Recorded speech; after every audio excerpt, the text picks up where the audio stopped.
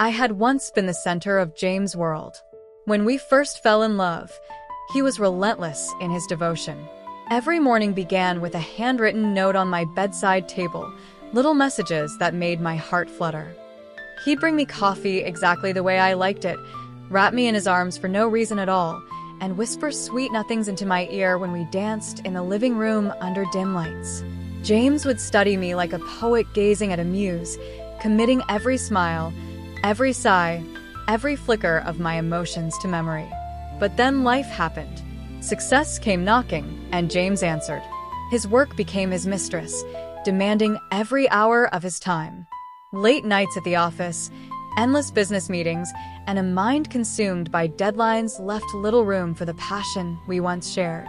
The stolen kisses became brief pecks, our late-night conversations faded into exhaustion, and the warmth of his touch grew distant. I felt myself slipping away from his grasp, yearning for the man who once adored me. One evening, in an effort to reclaim what was slipping, I texted James on WhatsApp. We both agreed we needed to reconnect, to remind ourselves of what we meant to each other. James, understanding how distant he had become, arranged for us to meet at a luxury hotel, somewhere far from work, family, and distractions. When I arrived at the hotel suite, James was already on the bed, shirt unbuttoned just enough to tease the toned skin beneath.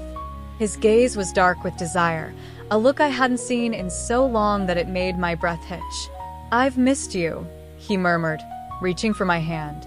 I felt an intoxicating rush of emotions. I climbed onto the bed, straddling him, my fingers tracing the sharp angles of his jaw before moving lower. Tonight, I was going to reclaim my husband, remind him of the love we once shared. I let my hands roam, teasing him with newfound confidence, watching as his control unraveled beneath my touch. He groaned, gripping my waist, guiding my movements as our bodies fused in ways that reignited the fire we had nearly lost. Our passion was overwhelming, intense, desperate. Every kiss, every touch, every whispered moan was a promise, a vow to find our way back to each other. I surrendered to the moment, allowing myself to drown in the pleasure of his embrace. When it was over, I rested against his chest, our breaths heavy, our limbs tangled. Then came the knock at the door, a firm, deliberate knock that sent a ripple of unease through me. James tensed beside me.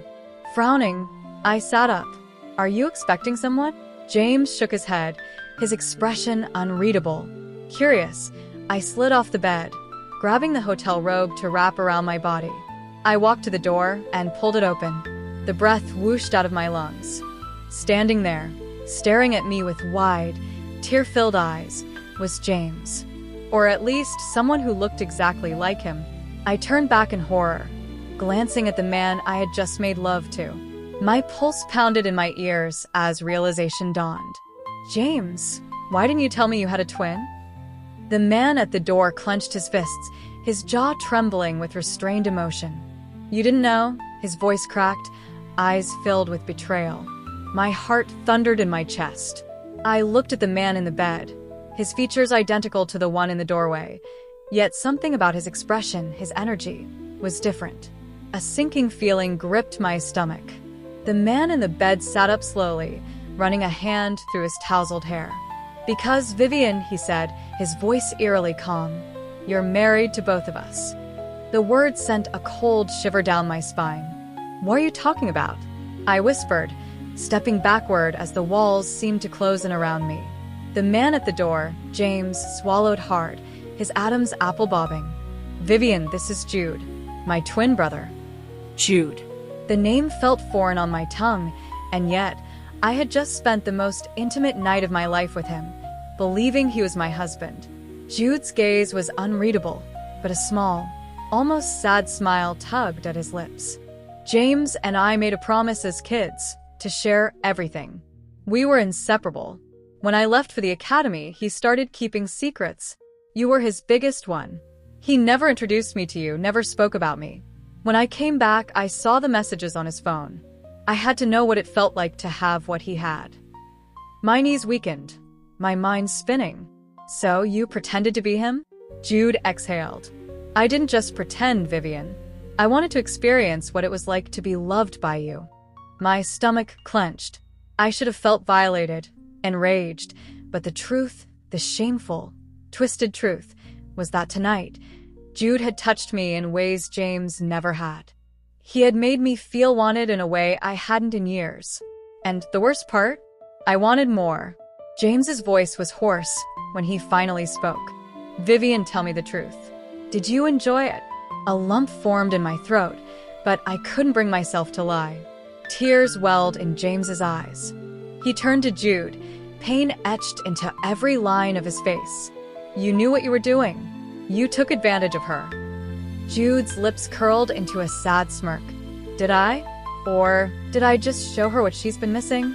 Silence stretched between us, suffocating and heavy. My mind reeled as I backed away from them both. My marriage had already been on shaky ground. But this was uncharted territory. I needed time, space, clarity. But deep down, I already knew the truth.